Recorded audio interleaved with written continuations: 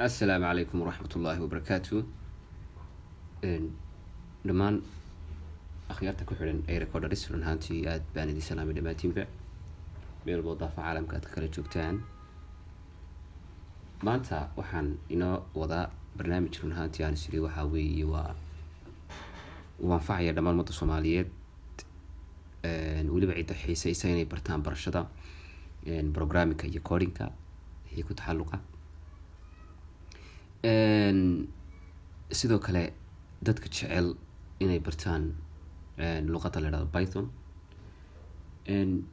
insha Allah barnaamijkani wuxuu inoo ahaan doonaa barnaamij taxane ah oo aynu section walba kaga hadli doono qaybaha programmingka. waxaanaynu run ahaantii aynu isku dayeynaa inaynu kasoo bilowno from scratch zero, inaynu kasoo bilowno ayaynu insha Allah isku dayi doonaa. waxaynaynu insha Allah hadduu ilaahay yidhaa aynu isku dayi doonaa inaynu gaarsiino ilaa iyo heer run ahaantii aada u sarreeya uu qofku is odhan karayo maasha Allah hadeer waxaad haysataa potential ama cilmi kugu filan oo ah dhinaca programmingka, siiba weliba luqadda la Pythonka. Python haddaad weli aanad hore u maqal waxa weeye waa language ka mid ah language-da jira ama programmingka jira run ahaantii. waana language-yada maanta ugu cadcad ee run ahaantii dadweynuhu ama kambaniyadu ay aadka u isticmaalaan. Python qofka bartaa waxa uu noqonayaa qof run ahaantii market aada u weyn suuqa ka dhex hela, waayo waxay gashaa platform kala duwan bay gashaa. waxay gashaa data analyze bay gashaa, waxay gashaa AI oo ma garanaysaa dhinaca machine learningka, waxay gashaa website-yada, waxay gashaa mobile applicationska. waxa weeye waa luqad run ahaantii aad run ahaantii u very powerful. maanta waxay ku jirtaa luqooyinka haddaan number one bahayn, waxay ku jirtaa luqadaha run ahaantii ugu cadcad. inta haddayn kaga baxno introductionka Pythonka, walow aan rabo aan bixin doono casharka ku xiga tafaasiil aad u fara badan oo ku saabsan Pythonka. aynu cashar gaar ah kaga hadli doono sidaa lagu barto Pythonka, haddaan Python barto maxay iga caawinaysaa, marketka jira, shirkadahee ugu badan oo isticmaala. wax su-aalahaas u fara badan baa insha Allah ayaynu isweydiin doonaa. laakiinse maanta casharka uma socdo. casharkaan u socdaa waxa weeye waa inaan bal marka hore aynu barano aasaaska programmingka, inagoo weliba xooga saarana dhinaca Pythonka. maanta casharkaanu baranayna waxa weeye waa basic data type weeye. data typeska programmingka ayaynu maanta baran doonaa, waana halka laga bilaabo programmingka. language kasta oo aad baranayso waa inaad fahmi kartaa data typeska ama daatooyinka la isticmaalayo. waa inaad fahmi kartaa qaybaha daatooyinka, waa inaad kala fahmi kartaa. haddii aanad intaa fahmina dee wax ku soconaya ay timaba jiraan. haddii aanad waxaan ku data typeskii language ka diganaysay aanad garanaynin, had iyo jeer way isticmaalaan oo had iyo jeer data typesku waa isku mid. waxyaalaha la isticmaalo in yar baa si lagu kala duwan yahay. sidoo kale waxaa lagu kala duwan yahay sida loo kala isticmaalo ayaa lagu kala duwan yahay. Z iyo Z++ iyo Python iyo JavaScript iyo Java waxba data types u gaaraa jira. waxaanay wada isticmaalaan data types common baana isticmaalaan oo caama oo la isla yaqaan isticmaalkooga iyo sida ay marka shayga la qorayo ay ma garanaysaa u kala isticmaalaan ma kala duwan. marka haddaad Pythonka data typeskiisa barato already waxaad haysaa data typeskii kale qaarkood waad haysaa oo had iyo jeer waxaa kumankaasaa la wada isticmaalaya. waxaanad baran doontaa oo haddaad luqad kala baranayso sida data typeska sida loo isticmaalo ayaad baran doontaa. bal marka hore aynu data typeska waxay yihiin bal horta aynu aragno. sida halkan idinka muuqata magaca, typeka iyo descriptionka oo aynu geli doono. Python marka la joogo waxay isticmaashaa sideedda database ayay isticmaashaa oo run ahaantii common ah oo ma garanaysaa ay soo sheeg wax la isla garanaya ah. Waa integer ka koowaad, ka labaad waa floating point, ka saddexaad waa string, waa list baa ku xiga, dictionaries baa ku xiga, tables baa ku xiga ama tuples, sets baa ku xiga, waxa ugu dambeeya waa boolean. Type-ka marka aad run ahaantii aad rabto inaad declaration samayso, variable-ka aad declare garayso, waxaad usoo gaabinaysaa type-ka. waxaa loo soo gaabinayaa waa integer-ka int baa loo soo gaabinayaa ama int. floating point-ka isaga waxaa loo soo gaabinayaa float. string-ga waxaa loo soo gaabinayaa str. listiska list caadiya isaga la qorayaa waa sta baa laga reebayaa, capital L-tana waa laga saarayaa, waxaa laga dhigayaa small l. dictionary-ga waxaa loo soo gaabinayaa dict ama dict. tableska ama tupleska waxaa loo soo gaabinayaa tub. setska isaga set baa loo soo gaabinayaa. boolean-kana isaga waxaa la qoraaba bool baa la qoraa. intaas waa name-koogii iyo type-koogii. type-ka marka variable-ka la declare garanayo integer qori maysid, int baad qoraysaa. mid walbaba waxa xarafkaa loo soo gaabiyey ayaad qoraysaa. okay, haddaba integer muxuu yahay aynu barano. haddaba integer haddaad maqasho waa whole numbers, waa nambaradoo dhan baa integer ah. wax alla wax number sheegtaay waa integer, sida 1 2 5 7 10 500 100 10 9 8 waxaas oo dhanba waxa weeye whole number 1 million. waxaas oo dhanba waa integer baa ayaa la isku odhanayaa. markaad rabto inaad number aad declare garayso, numberkaasi type-kiisu waa integer. 1 waa integer, 2 waa integer, 5 waa integer, 3 waa integer, 7 waa integer, 500 waa integer. waxaas oo dhanba waa integer. mid kale jira isaguna number ah oo la yiraahdo isoo sheeg floating point. floating point isna waxaa loo soo gaabiyaa saan kuu sheego, float baa loo soo gaabiyaa, type-kiisu waa float. isaguna waa numberska with decimal point.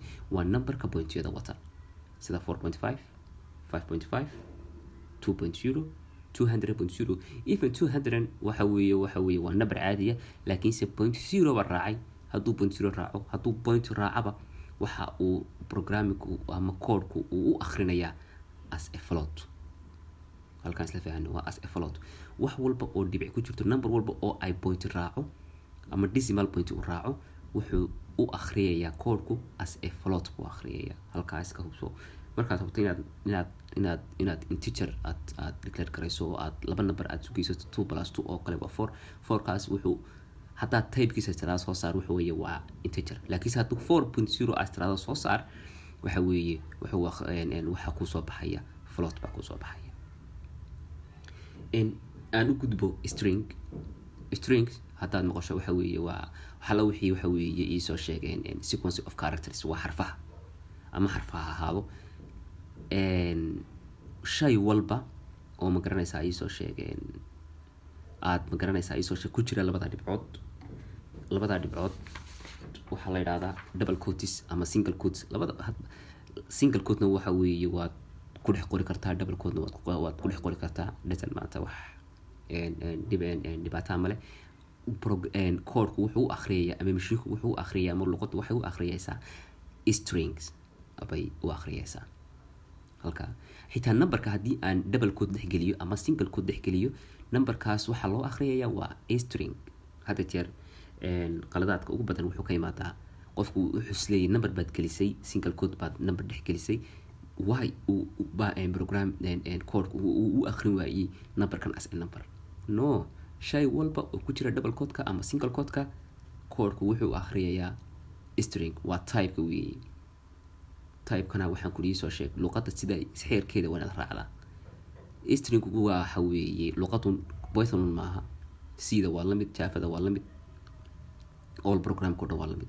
shay walba oo single quote ku dhex jiro ama double quote ku jiro, code-ku wuxuu akhriyaa string. aynu u nimaano listiska haddaad maqasho, horta waa list waxa weeye as a data structure ahaan oo kale ama data lagu kaydinayaa. isoo sheegeen labadaas aad aragtay ee calaamadood. labada calaamadood waxaa la yidhahdaa closing iyo open bracket iyo closing bracket baa la kala yidhahdaa. shay walba oo ma garanaysaa isoo sheeg labada shay lagu kaydiyo wuxuu u akhrinayaa code listigaasi wuxuu kuu saamaxayaa isagu waxa weeye waa ordered sequence of objectives waxa weeye waa objectiyo isdaba yaala oo laakiinse ah ordered sequence weeyaan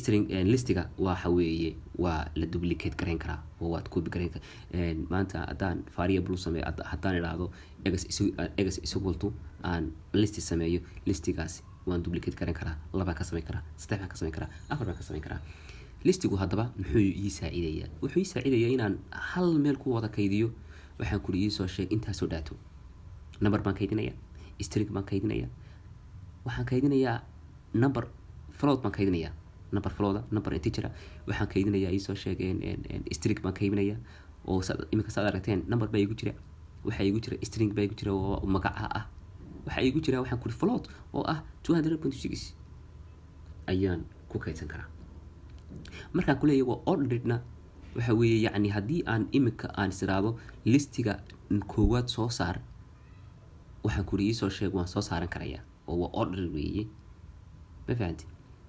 order يعني maxaan ka wada haddaan imika idhaahdo variable x baa wuxuu ii leeyahay listiga halka ii yaala ee 20 ah ee magaca ah ee 200 haddaan rabo inaan soo saarto magaca listiga indexka magaca igu jira marka haddaan rabo inaan soo saaro waxaan leeyahay waxaan leeyahay variable kii baan ayaan sheegaya dot index 0 oo kale 0 haddaan 0 had jeer listigu wuxuu ka bilaabmaa ama arraygu wuxuu ka bilaabmaa ama indexku wuxuu ka bilaabmaa 0 waxa igu jira number 20 1 waxa igu jira magaca marka yacni magaca waan la soo bixi karayaa waa yacni waa sequence weey way isku daba xigaan 0 ka bilaabmaa 0 toona baa igu jira 1 waxa igu jira magaca halka inaad ila fahatay ma filayaa dad fahmi weydaan listiga waxaan u samayn doonaa dictionary-ga iyo tables waxa soo dhan waxaan u samayn doonaa xalqad baynu soo qaadan doonaa inagoo integer isticmaalayna float isticmaalayna string isticmaalayna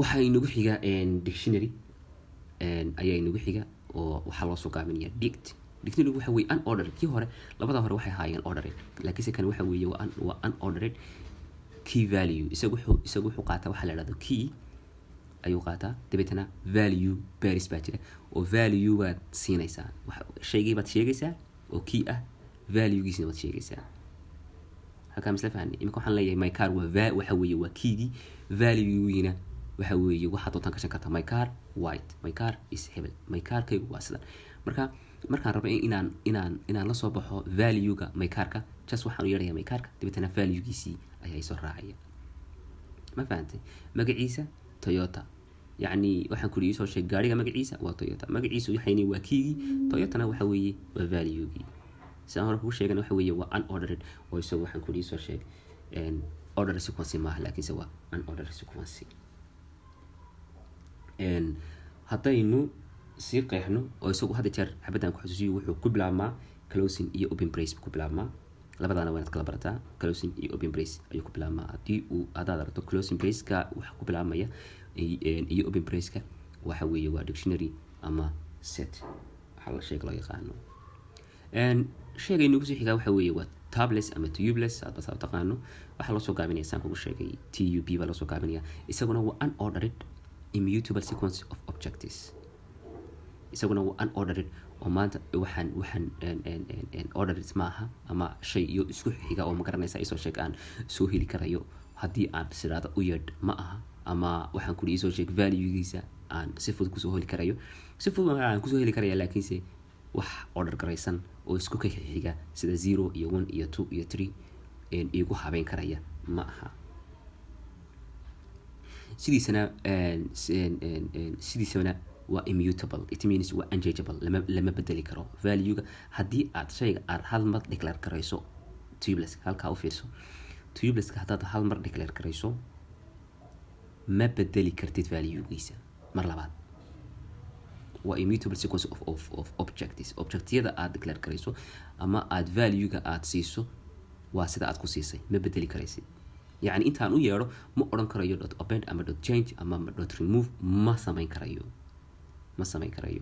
waxaan ka samayn doonaa isagana 10 run ahaantii aad u ballaaran oo aad si fiican aad ugu fahmi karayso imika usii hayso immutable ma bedeli karayo, yacni shaygaasi ma bedeli karayo, value-ga aan siiyey sidaas ayuu ii ahaanayaa.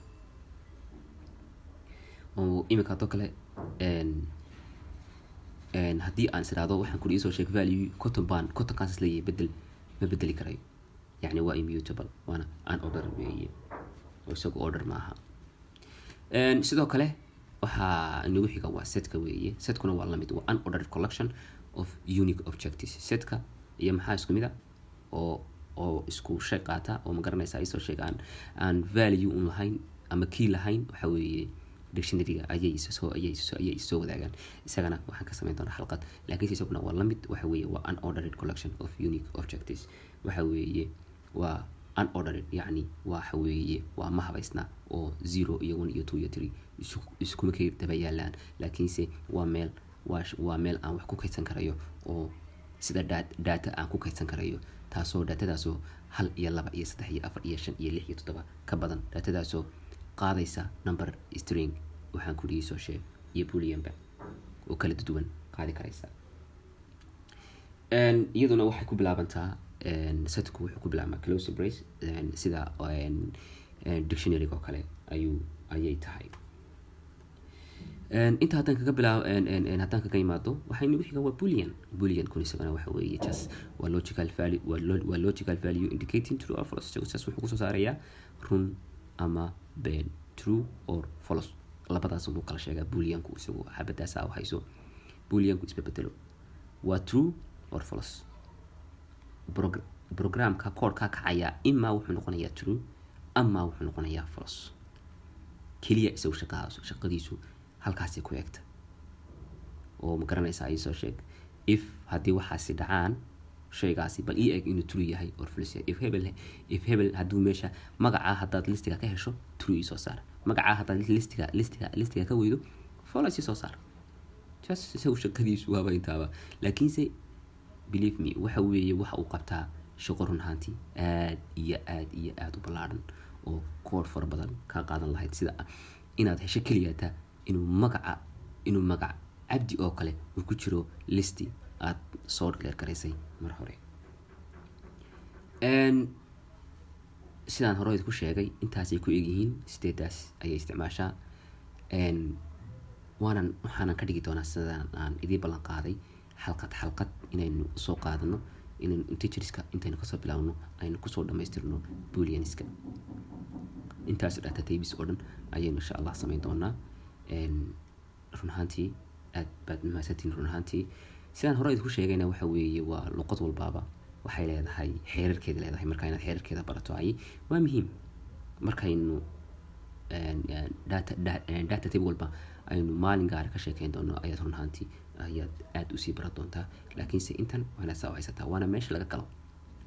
waa muhiim weeye inaad kala barato, inaad markaad aragto numberkaa wixii lagu declare gareeyay ama typekiisu waa integer ama waa float ama waxa weeye waa string. xitaa hadhowto waxaa kaa hor iman doona inaad in lagu idhaahdo ama aad u baahato inaad isku xidho string iyo integer. iyagana waynu iman doonaa xeerarkiisa string iyo integer, inaad string oo ma garanaysaa isoo sheeg as xarf loo akhrisanayo iyo number as number loo akhrisanayo inaad isqabadsiisaa laga rabaa. oo hadhowto badanaa waa must inay ka hortimaado. marka isna xeerarkeeda waynu arki doonaa bal sida la isku qabadsiiyo. aad baan idin salaamaya dhamaantiinba insha Allah. السلام عليكم ورحمة الله.